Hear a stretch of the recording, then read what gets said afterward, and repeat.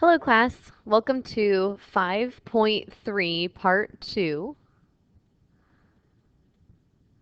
And I know that we had to split this section or this video into 2 parts, but hopefully you're doing well so far. Let's go ahead and start off today with a joke. So, where did the colonel keep his armies? You don't know? You give up?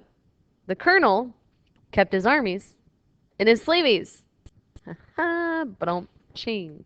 Okay, now time to get started with pre-calculus. Here we go. Example 5. Find all solutions of the equation in the interval 0 to 2 pi algebraically.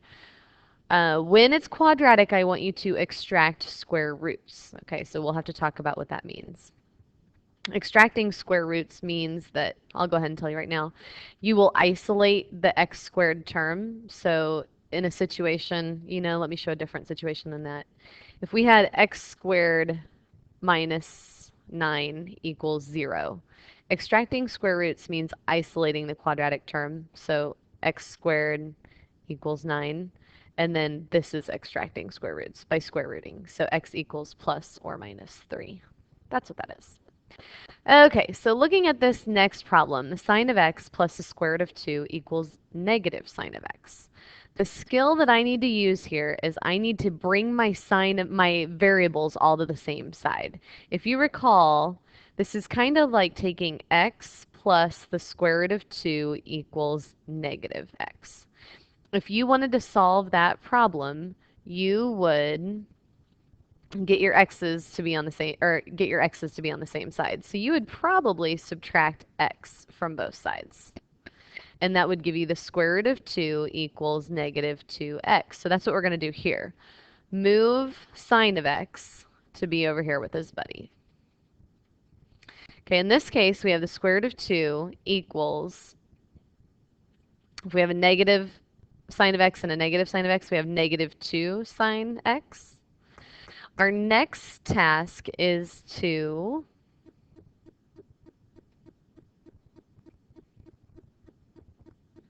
isolate the variable. So the variable in this case is this entire function, so I need to get rid of this negative 2. To get rid of the negative 2, I'm going to divide both sides by negative 2. So here's what I have.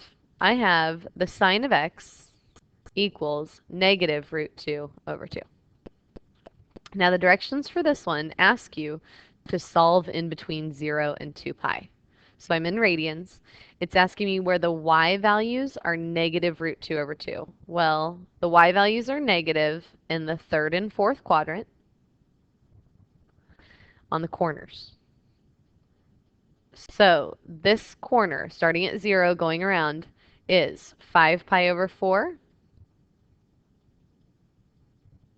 And this one right here is 7 pi over 4. And those are the two answers that would work for this equation. Meaning, if I put 5 pi over 4 in right here and 5 pi over 4 in right here, this would be a true statement. Heather Grayson, if you're in the building, please come to the office. Heather Grayson.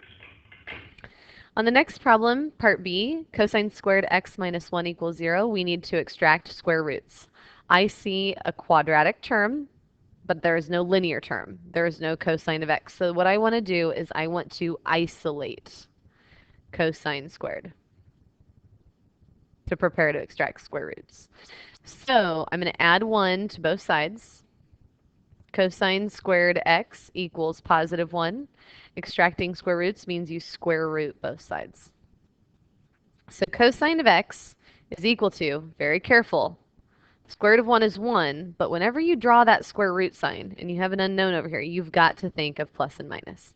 And I hope that you remember that from Algebra 2. So now I am looking for x values on the unit circle where they equal positive 1 and negative 1. Well, I have a positive x value here, and I have a negative 1 over here. So this, my answer, should it be 0 or 2 pi? If I look at my restrictions from the top, I'm not allowed to equal 2 pi. So if I want to represent that angle, I have to use 0 radians. Over here is pi radians. So your answer, x, equals 0 or pi. Again, if you put that back into this equation, and I'm actually going to do that right now, it would be true. So let's substitute cosine squared x minus 1 equals 0. That means write the cosine of x. I'm going to say x can be pi because it was one of my answers. You need to actually square that. Minus 1 equals 0. The cosine of pi, order of operations, is negative 1 squared. Negative 1 squared is 1. And 0 equals 0. So it works. Happiness. Next, problems. We have 3 more for this lesson. Again, I see a quadratic equation with no linear term, meaning I don't have tangent of x. That would be a linear term. I only have a squared. So I want to isolate this. And I'm going to write that over here. Isolate tangent squared. So to do that, I need to add 1 to both sides. 3 times tangent squared x equals 1. To get tangent squared alone, I'm going to divide both sides by 3. And then this is where the extracting comes from. Square root both sides. Tangent of x is equal to plus or minus the square root of 1 over the square root of 3. When you have a square root of a fraction, you can apply that radical to the top and the bottom. So tangent of x equals plus or minus the square root of 1 is 1. Radical 3 is radical 3. And you need to rationalize this. Tangent of x equals plus or minus root 3 over 3. Okay, where on the unit circle will we have plus tangent can be positive or negative, so we can actually be in any quadrant right now. I need to know how to achieve root 3 over 3. Hopefully you remember that this is 1/2 over root 3 divided by 2. So our y values are 1/2, our x values are root 3 over 2. The reason why I keep hitting pause is because I still have those allergies that are bothering me. Okay, I need a y value of 1/2 and an x value of root 3 over 2. That only happens here, here. Y could also be negative 1/2. It could be any combination of positive or negative. So this occurs at x equals, I have to go between 0 and 2 pi, so I'm going to go this way. Pi over 6, 5 pi over 6, 7 pi over 6, and finally 11 pi over 6. Remove that. Oh no.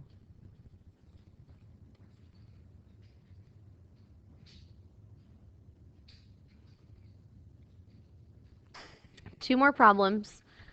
These are different. Hi, classes! Well, that was Miss Barger wanting to say hi to you. Of course, interrupting me, like usual. I'm sure she wants to insert a cat video right now. Okay, these two problems are different, and actually I just want to change the directions to solve. I don't want you to use the stipulation 0 to 2 pi. Okay, I want you to think about what I mean by solve.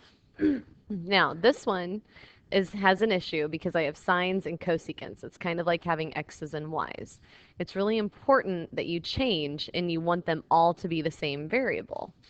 So 2 times the sine of x plus 1 over the sine of x equals 0. Okay, it's been a while.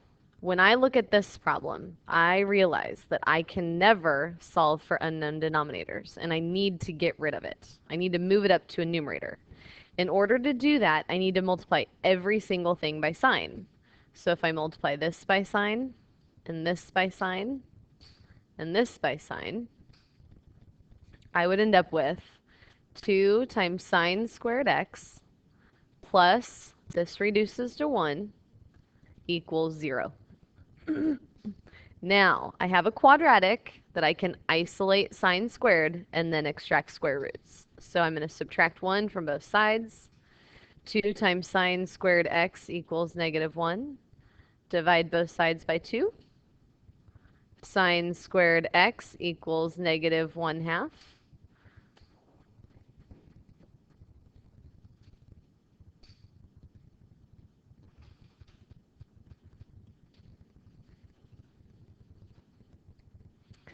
And we have a small problem here because you can't square root a negative.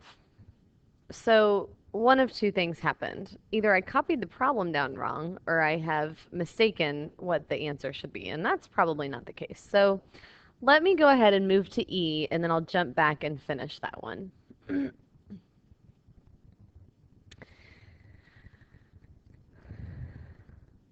I got to give myself a little bit more room.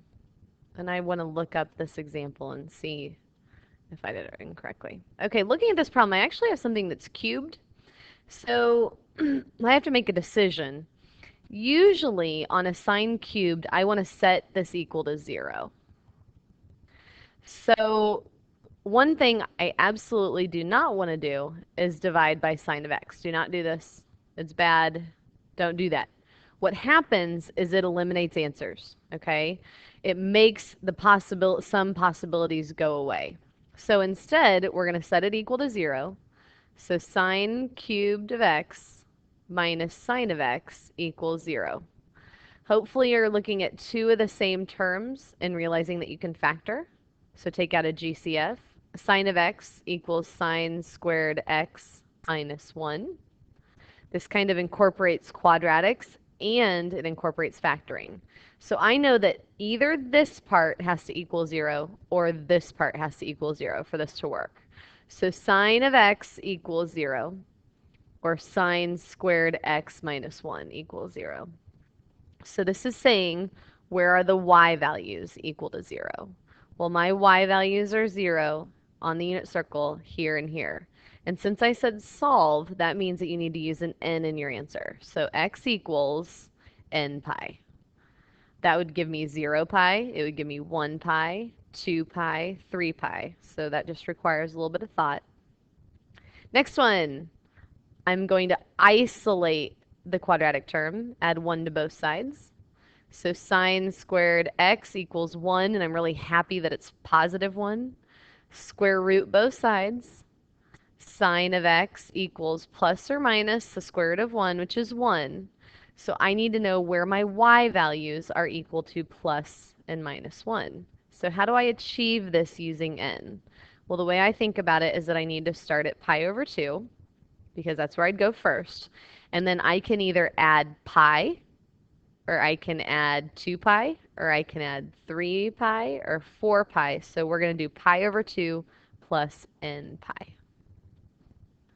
Okay, and give me just 1 second to let me see if I copied this problem correctly or incorrectly. Okay, jumping back to problem D. I am really proud that I realized that you can't do this problem. I didn't realize that I would put something on there like this, but you should recognize that you cannot take the square root of a negative number in this number system. You can only do that in imaginary numbers. We don't have any imaginary numbers to work with when we use the sine function. So you can't do this right here. This is not allowed, and so there's no solution. And I'm happy that we worked that out quickly. Okay, so that is the end of notes 5.3 parts 1 and 2. You should have all that you need. And don't worry, guys, we are going to practice this. This requires practice. It's like you're solving linear equations, quadratics, cubics. This is all the type of equation solving you've ever learned in Algebra 1, Geometry, and Algebra 2. And now we're using it with trig functions. So you need to give yourself a learning curve and be patient and know that you're going to get better as you move on. Okay? That's your motivational speech for today. And I hope you have a great night, and I'll see you tomorrow when we do some work. Bye.